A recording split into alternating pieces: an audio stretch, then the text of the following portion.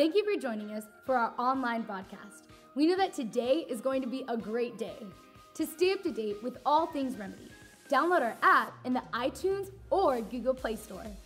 Once it is downloaded, take a moment and fill out the welcome card so that we can get to know you better and answer any questions that you might have. Also, make sure to follow us on Instagram and Facebook to stay up to date. If you would like to partner with us financially, you have 3 options.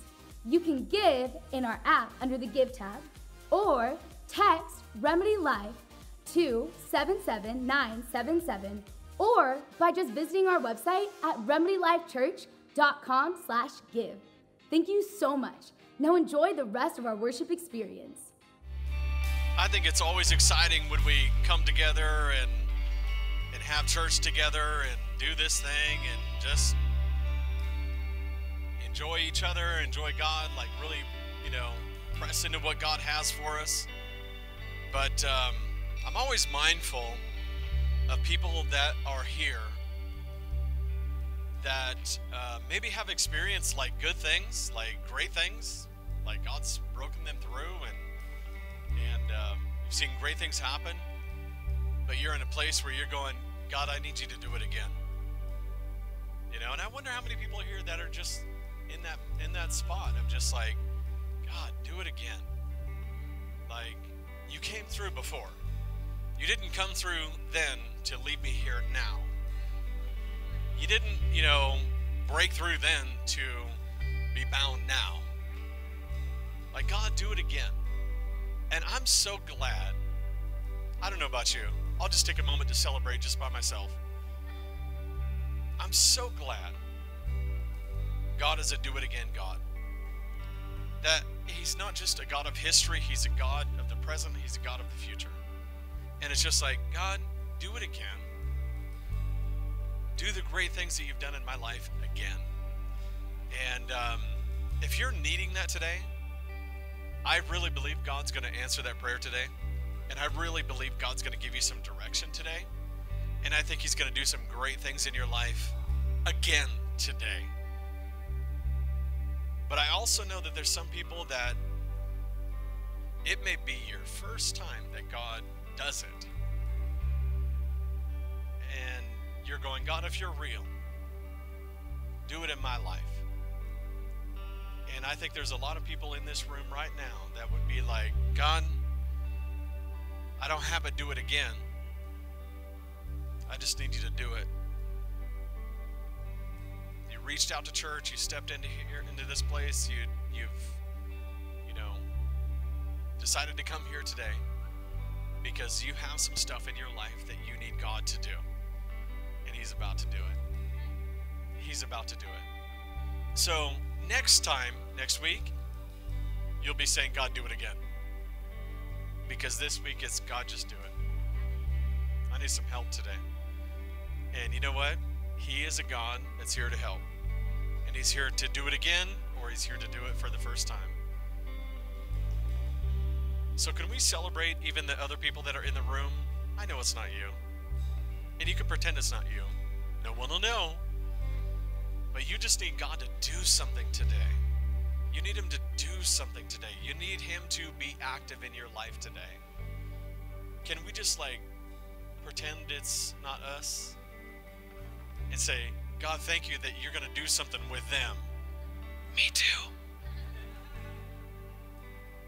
And you just want to praise him and celebrate because you know he's about to do it. Yeah? Can we just lift up some praise for him to just do it? Yeah. Because he is about to do it. Yeah? Can we also show some love for the worship team and just how good a job they're doing? I appreciate our worship team a lot because, they don't just show up on Sunday and oh, what songs are we going to play? These guys work all during the week to be ready for you. They're thinking about you while you're not thinking about them. They are. They're thinking about you, and they're preparing, and they're getting ready, and they're just like, man, I want every person in this place to just be able to receive ministry, to be cared for, to be taken care of. And man, they're working hard for you all during the week. So can we give it up one more time for our worship team? They're awesome. Okay, we're going to get into this because I have way too much to do today. I am so excited to kick off our new series. This is going to be like one of the best series we've ever done. I'm convinced. It's just awesome. And I feel like it's so fresh. It's so like powerful. It's so potent. Like, man, we are really going to have a time in this series. And I was getting ready for the message and doing my study and my reading and my notes and everything that I do. And I was like, wow, this is like going to be good. Like this is good stuff. And it's so funny that I would get a message that I feel, that about during the summer. Because summer traditionally is when people go camping, they go on vacation.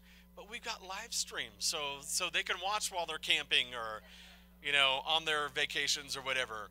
And we can feel a little bit like, I'm got to be in the house. Maybe you're watching it from your campground, but I got it in the house. So I don't want you to feel proud or puffed up or superior, but I'm glad you're here. And I'm just messing with you. I'm just messing with them, actually. But it's going to be a good day today. We're kicking off a new series, and this is going to be fun. We're kicking off a new series called The Obstacle. The Obstacle. And I'm so excited about this series because it helps us, it's going to help us, and through this series you're going to learn how to turn your trials into triumph. The Obstacle, turning your trials into triumph. And I'm excited about that because if you can learn that some of the things that you're calling a trial is actually meant for your triumph, you're going to have a lot of victory in life. If you can learn that a lot of your mess is actually going to be your message, you're going to be doing pretty good. If you can learn that a lot of your process was meant for your promotion, you're going to be doing really well. Yes? So we're going to talk about that in this series. And I told the first service, I got through about a quarter page of my notes, and I have 6 pages, and that's just for this week. So this is going to be a loaded series. Just get ready. It's going to be awesome, and we're going to have a wonderful time. So why don't we get into it? You guys ready? Let's go. So we're talking about obstacles. And I wanted to talk about obstacles because everyone in life has obstacles. Yeah? You all have things that come against you or that hinder you or that, kind of impede your progress. And, you got the job and you like having the job and you came to church and you're like, I got the job. But you forgot the part about my boss is a jerk. Or you finally got married. But he's not what I thought he would be. And she's demanding too much out of me. You have the answer, but you have this obstacle that's keeping you from your future. And I want to talk about this because what I've really discovered and what I've really learned is that there are obstacles that come in life that are not meant to hinder you. They're meant to help you.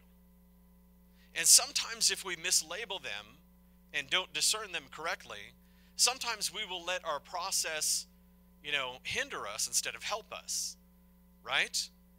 And so we have a test, but it's really set, we're really being set up for a triumph, right? I love technology. I don't know, it's just great. Except when technology starts talking to you when you're not ready for it to talk to you. Have you ever done that? Have you, right? Like, it's so funny. Like I've had Siri just be like involved in my conversation. And I'll be talking to someone and all of a sudden she's just like, what do you mean by? And it's like, well, I wasn't talking to you. All right. We're talking about obstacles. It's an obstacle. But I'm telling you, Your obstacle is about to make a lot more sense today than it has in the past. Because your obstacle is actually a teacher. It's a coach. Your obstacle, the thing that you've been praying for God to remove from your life, or maybe even the reason you came to church today, because it's just like, I got to get out of this thing. Maybe that thing is actually going to be your greatest help. Instead of a hindrance, it's a helper. So in this series, I really want to look at this, and I want to talk about the obstacles in life that we face and that we deal with, because I want to talk about how we overcome these obstacles, because every one of us will face obstacles in life. The challenge is when you look at your obstacle and you go, man, why is this happening to me? The challenge is how you look at that obstacle and say, I'm so glad this is happening to me. But actually, here's where it really happens. I'm so glad that happened to me. Because usually when you're going through it, you don't like it. But once you get through it, you go, oh, that was worth it. That was worth me going through it. Anybody ever experienced that? Right? Exactly. It's just like, that was worth it. And so what we start to look at is things that are hindrances are actually hurdles. These are hurdles. You remember from PE? Unless you're on a track team. And I don't know where we got these. But don't tell anybody we got them. No, I'm just kidding. For those of you watching online, we got them from Chico State. It's our college here in town. And the track team left them out, and they shouldn't. That's their loss. I don't know. Just, what am I going to do? You got to pick them up, put them away. No, just kidding. No, but I like these hurdles because hurdles are an interesting thing, like in a track meet, because they put these hurdles in the running lanes, right? And the objective is not to hinder you. It's not to say, don't run in this lane. What it's saying is, if you run in this lane, you're going to have to know how to jump. Right? And a lot of people would go, well, I don't want to run in that lane. I just want to trot in my own lane.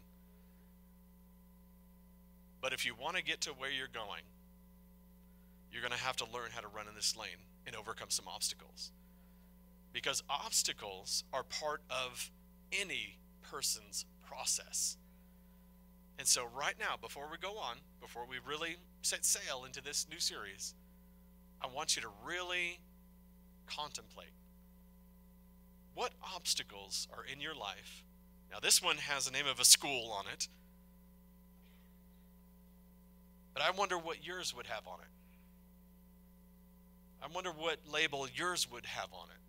That this is an obstacle that's going, yeah, it's not Chico State. It's low self-esteem. It's financial. It's relational. It's a marriage. Or I want to get married. All right, well, be fair. I want to get married. All right. Really is I want to have sex, but I want to get married. All right. Men and women have very different views on marriage. I'm just saying, I have a lot of conversations with married couples. But I wonder what your label would be. I can't get a job. Hey, some of you got a rejection letter from your college. I wonder what your hurdle would be titled. And I wonder if you've been calling that hurdle a hindrance, or if you've been calling it what it is, a teacher that's going to make me better. Hurdles in life are designed not to hinder us, but to help us to become better, to help us to become more, to help us to develop, to help us to overcome. So hurdles in life are necessary. Now, once we get this, and we're going to get this through the series, once we get this, we start to understand that an obstacle is good for us.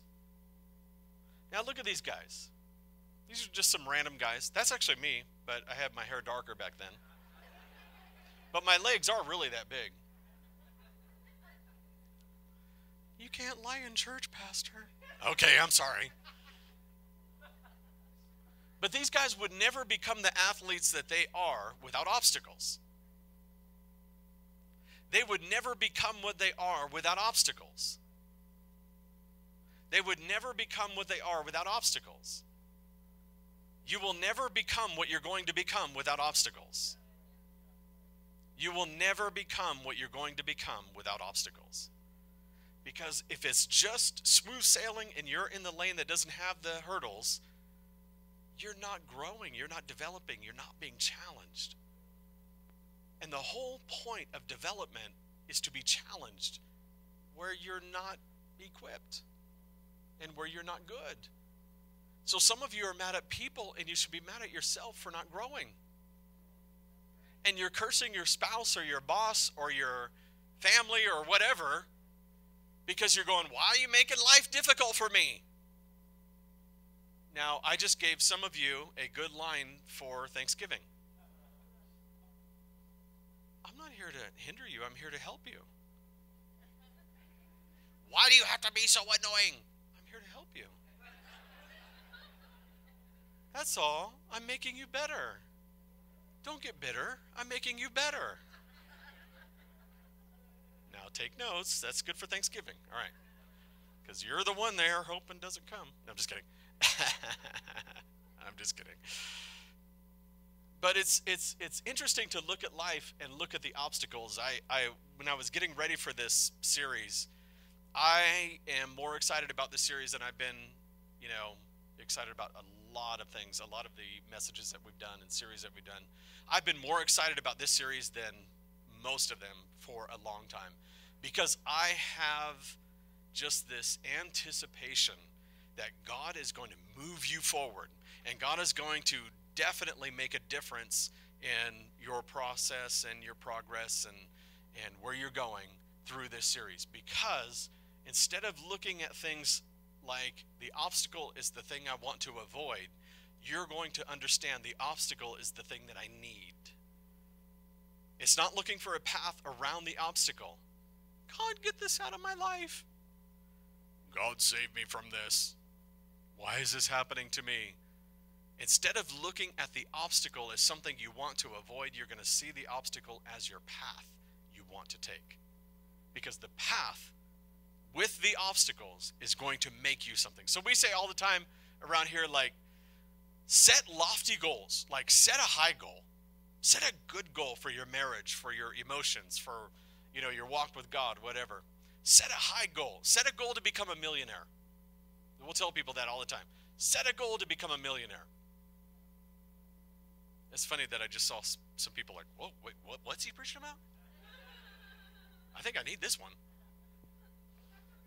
Become a millionaire. Man, I knew we were supposed to go to this. See, honey, I told you we were supposed to go to this church today. Set a goal to become a millionaire. Not for the money, but for what you become in the process. Life is not about the destination, it's about the development.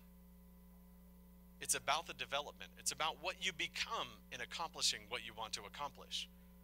Right? So when they set these hurdles up, and some of you face them in PE, others may have actually been in track. I don't know. Won't hold that against you. And, just kidding, my wife was in track. And, but some of you want to avoid obstacles instead of being made better by them. You see them as a challenge that can't be overcome rather than a champion that it's going to make you. I wonder if we would know David without a Goliath. Would we know David without a Goliath? Would we know, like Moses without a Pharaoh? Would we know you without your breakthrough? The hurdles that are in your life, the obstacles, are not meant to frustrate you and impede your progress. The hurdles in life are meant to develop you. Because he knows there's a giant killer in you, David. But you won't know until you face him and overcome him. The things that you're facing, maybe the things that you're cursing, maybe the things that you're asking God to get rid of are the very things that are going to make you who you've been designed to be. So don't avoid your obstacles. Face them. Let's really understand the obstacle is the path. That's the path we need to take. Because if I don't have obstacles, I don't get to be better. I don't get developed. I always think it's interesting to look at people that are, really like highly accomplished. Like you guys know Elon Musk, right?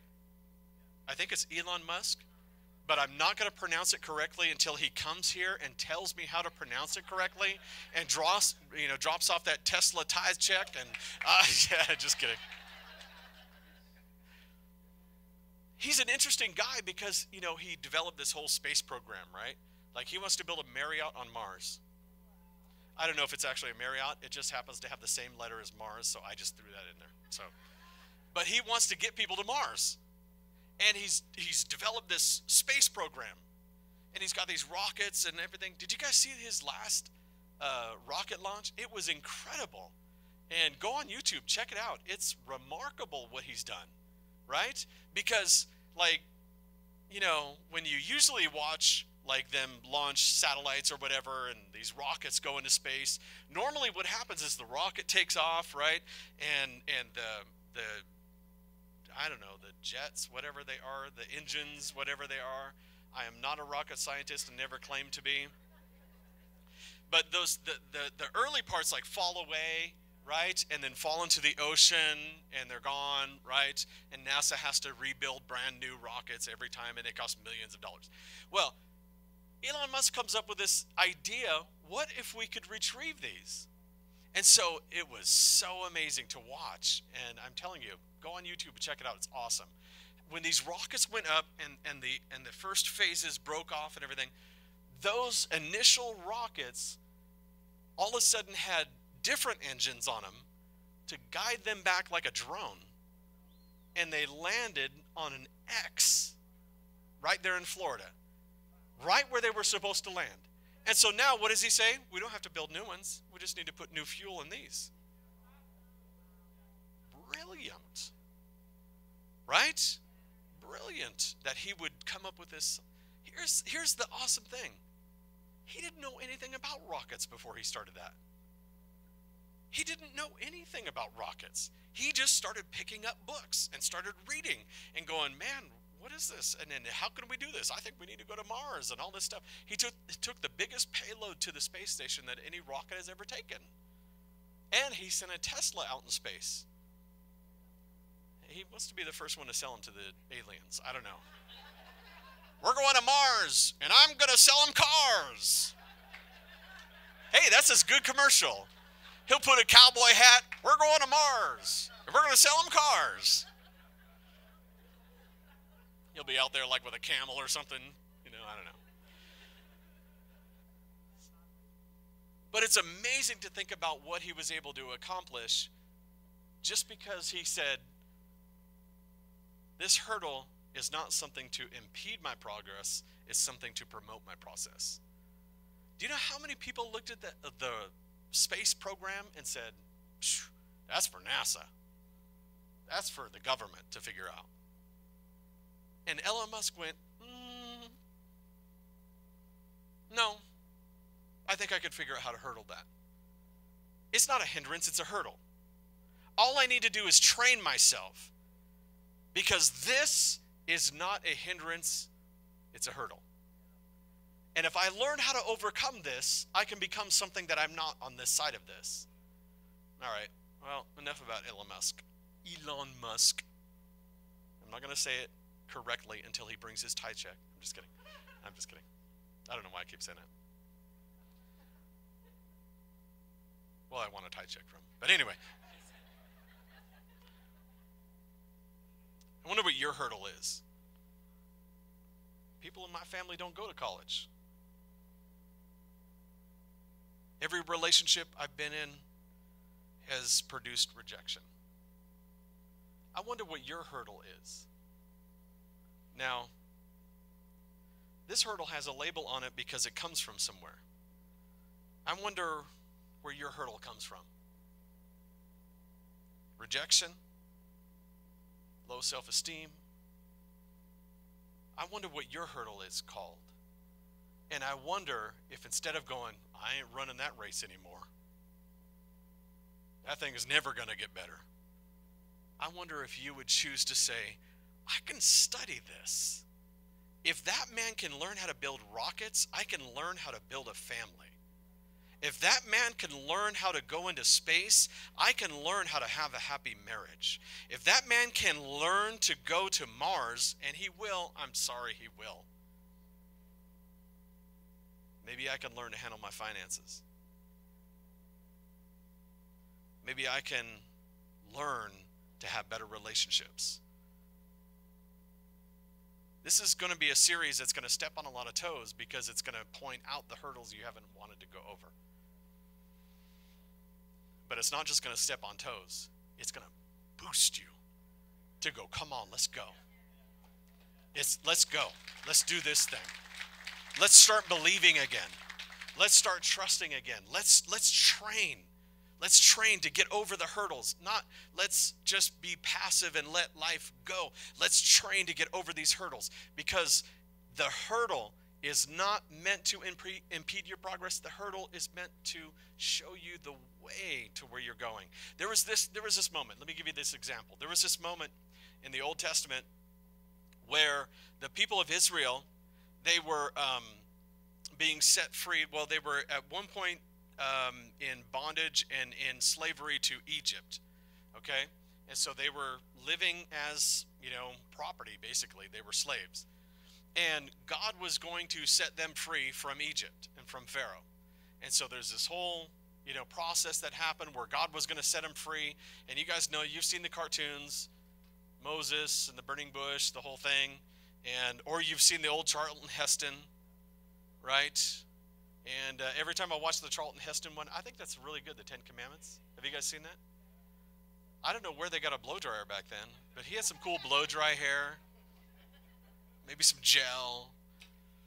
But when God set them free, he set them free and said, I'm going to take you into the promised land, which is flowing with milk and honey. Now, I don't know about you, but I think that would taste real good. I could throw some milk and some honey in a blender, maybe a banana and some strawberries. We could have a smoothie. I mean, that's going to be good. Milk and honey, right? It's not like, a bad combination, right? It's not like peanut butter and pickles. And the married women or the pregnant women are all like, well, that sounds good right now. Give me some peanut butter pickles. But milk and honey. And it's just like, oh, this is awesome. It's a land flowing with milk and honey. But when God gives you a promise, it doesn't often reflect the process. Because it wasn't like Candyland. Remember the Candyland game? And it's like all these little candies everywhere. It's not like flowing with milk and honey. It's like a milk river. It's a honey river. It's all this stuff. It's not like that. No, if you're going to get milk, you have to learn how to handle some cows. Right? And cows aren't easy. And you're going to have to learn how to milk the thing, which I think is pretty disgusting as it is. Isn't it? Right? Like, did you get some hairs in that or what? It's like, God, wow, this is gross. Got to let that one settle. But it's not just milk, it's honey. Now you got to fight some bees to get some honey. I'm going to take you into the promised land of your life, of your marriage. It's going to be flowing with milk and honey, but you're going to have to learn to deal with some cows and some bees. Well, I don't want to learn to deal with them. Then you don't get the milk and you don't get the honey. See, your obstacle is your path. It's learning how to deal with the cows of marriage and the bees of marriage. I'll let you decide who's who. Don't look at them right now. Oh, you were definitely, right? But if you learn how to deal with those, you get the milk and you get the honey. Okay? what I'm going to try to do, let's engage this challenge. I want to shift your thinking. I want to shift your thinking so that you start to understand the thing you've been trying to avoid may actually be your best coach, may actually be your best development. And the thing that you've been going, God, why is this happening to me? You're going to be able to see, oh, I know why this is happening to me. Because you've called me to overcome some things. And you're going to develop me. It's not about becoming the millionaire. It's about who I become in the process of becoming. It's not about becoming, this great family. It's about who I'm going to become in the process of developing this great family. Your obstacle is going to be your path. And I want to say that because I know a lot of people are trying to avoid their obstacle. I didn't say they were sitting next to you, but I'm just saying. They needed to be in church. They needed to hear this. I'm going to go home and call them my obstacle. Don't do that. I didn't say you could. But it was funny when God told him that, I'm going to take you into this promised land. But when they came out of Egypt, they didn't immediately go into the promised land. They went into the wilderness. And they were there for a long time because they weren't ready for their promised land. Let's look at Exodus 13, verse 17. When Pharaoh finally, now I don't know why I read it that way, but I've been in some situations where God finally, have you ever, God finally did it. Finally came through. Yeah. I'm going to ask why God didn't get his watch made in Switzerland. Because then he would be on time instead of finally. When Pharaoh finally let the people go, God did not lead them along the main road that runs through Philistine territory. Even though that was the shortest route to the promised land, God said, if the people are faced with a battle, that's a hurdle, that's a process, that's an obstacle, they might change their minds and return to Egypt. So God led them. God, why is this happening to me? I'm leading you. Why do I have to go through this? I'm leading you. I know this is not the path you want to take. I know this isn't the road you wanted. I know everything is going, I don't want to deal with this in my life. But God was leading them. God led them in a roundabout way through the wilderness toward the Red Sea. Thus the Israelites left Egypt like an army ready for battle. I love that moment because here they are going milk and honey. And what did they get? Sand and cactuses. Cacti? I don't know, whatever it is. Right? Because they're wandering in the wilderness. Because he says, if you face the Philistines right now, you're going to go, ooh, that's too high for me. I'm going back to Egypt. We're going to get us some Egyptian barbecue. Because that's too hard. Because they hadn't been prepared for battle. They were slaves. They had low self-esteem, a low self-image. They couldn't believe that they could conquer anything in life. They were doing what they were told in life, or they got beaten. And so now they're coming out, and it's just like, I want the promised land. And God's going, I need to train you first. I need to be your coach. You're going to have to learn how to get along with that man so that you can master your job, master promotion. You're going to have to learn how to deal with that woman because there's a part of your character that needs to be developed so that you can deal with greatness. Andy Grove, who is the CEO of Intel, said something really interesting. And I want to get it right. Let me make sure I read it. And because I think, to me, this is powerful. Like if you're going to be in any business, you don't want to be in a semiconductor business because there's so much competition from all over the world. Like, how are you going to be successful? And Intel has been successful at being a good semiconductor business, right? Andy Grove said something interesting. He said, when like economies go through hard seasons, like depression, recession, like, different challenges, he said, bad companies are destroyed in crisis. Bad companies are destroyed in crisis. He said, good companies survive crisis. And he said, but great companies improve in crisis. I wonder which one you will be. I wonder if you'll be bad, you'll be good, or you'll be great. And if you have the hunger, the aspiration, if you have the intensity to go, I don't want to just run, I want to win. I don't want to just go through life, I want to overcome. If you have that in you, you could leave the marriage, you can, and walk off the field.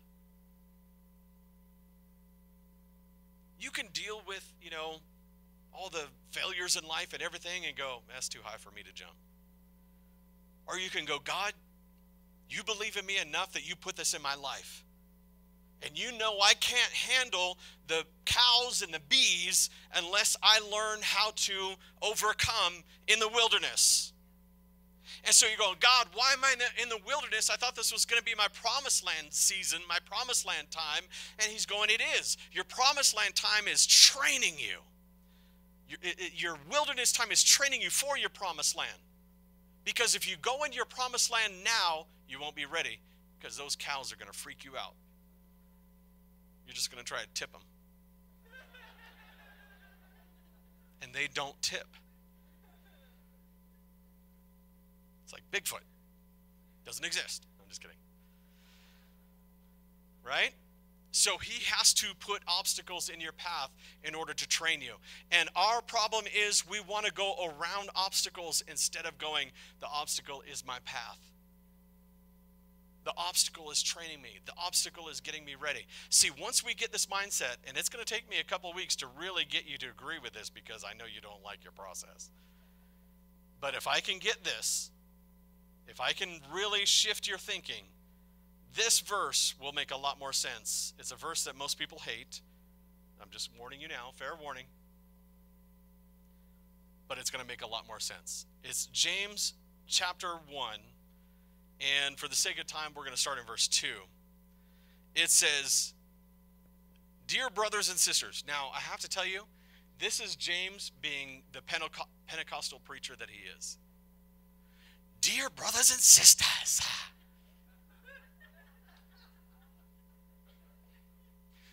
Brothers and sisters, dear brothers and sisters, if you don't know Pentecostal preaching, this makes no sense and you have no idea why I'm doing it, but for those who do, they know.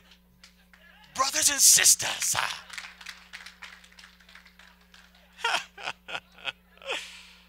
Right? Good Lord Jesus, help us. Dear brothers and sisters, when troubles of any kind, troubles, I wanted to talk about blessings.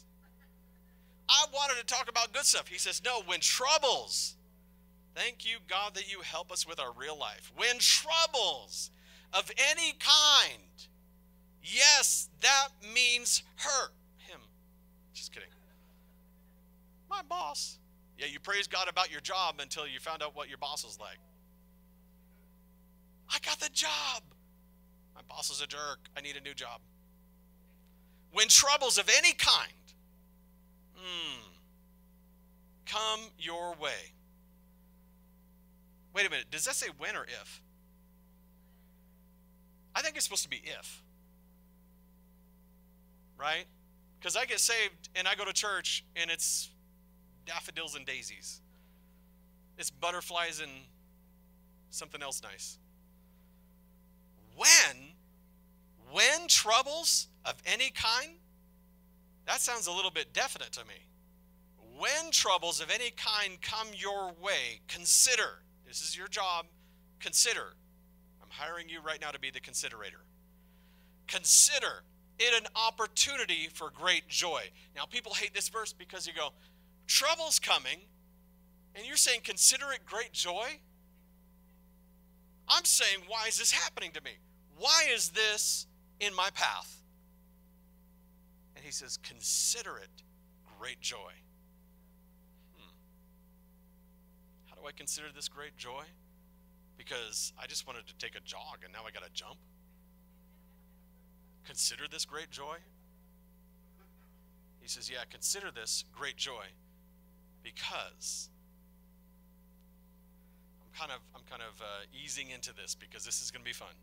Because, verse 3, for you know that when your faith is tested, your endurance has a chance to grow. Let's walk carefully. When your faith is tested, your endurance has a chance to grow, has the opportunity to grow. I wonder if we would grow if our faith wasn't tested. Would your faith grow if it wasn't tested? We all know no pain, no gain. Every area of life, we know it has to be tested for us to grow. Why not life? If your faith is tested, it's not tested to impede your progress, it's tested for you to grow. Yeah, but I don't like it. I don't like this process I'm in. God, get me out of this.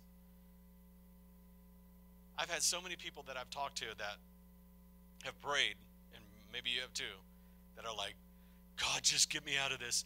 Pastor, pray for me that this process will change and he'll get me out of this. Well, you could take the other lane without any obstacles, but you're not going to win the race, and you're not going to become what God knows you are designed to become. If you want the results, if you want the milk and the honey, get ready to learn to wrestle with some cows and some bees. Because the results don't happen without the process. Right? This is so good for us to just appreciate the process that God brings us through. It's good for us to know that our process is not a waste of time. It's actually promoting us. Yes? Yes?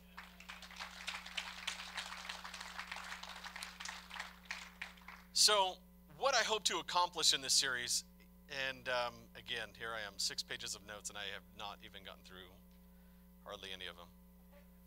But we'll get through them in the series, because God's going to move you. He's going to shift you. You know, I think about this race that's going on right here, how these guys are jumping over hurdles themselves. And I think about all the people that are in the stands watching and not becoming and not accomplishing,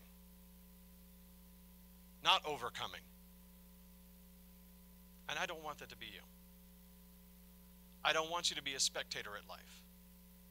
I want you to understand that God brings you into process to promote you.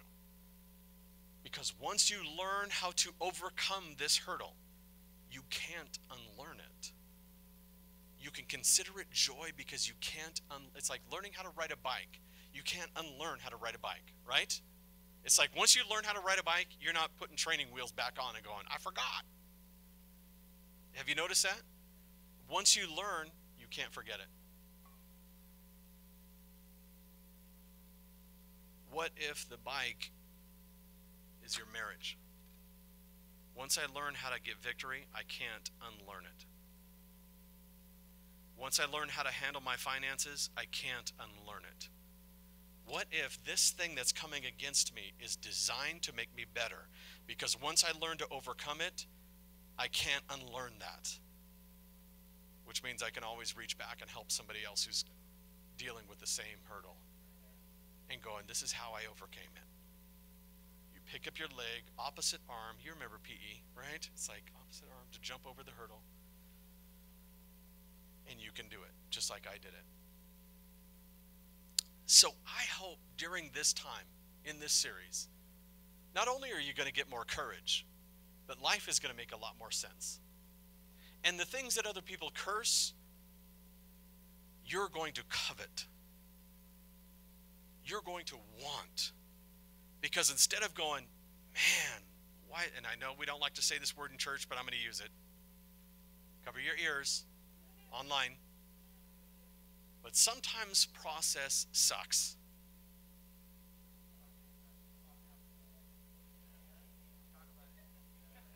Oh, I overcame this hurdle, Pastor. I got a new job. No, that's not the part that's hard. You just got in the lane to run. Your boss is getting ready to meet you. That coworker is getting ready to sit next to you. Right? It's the process. The getting in the race is fun. It's once you hit the hurdle. And if we can move through this series and help you to where you go, you know what? If this is going on in my life, God is trying to make me something better than I am. And he's like a coach cheering me on, believing in me that I can do something better than I'm doing. So as we finish, and we'll close right here, because I just have too much more to go over, but this is going to be a good series, just trust me. I really hope that when you finish this series, when we leave this place, every single week, but especially at the end of the series, I really hope that you do begin to see that the obstacle is not something to avoid. The obstacle is your path. It's actually what you need to become what you're going to become. Listen to me right now. Whatever you're going through, whatever you're dealing with, this is your path. And it's not meant to frustrate you. It's not meant to impede your progress. It's not meant to discourage you. It's meant to develop you.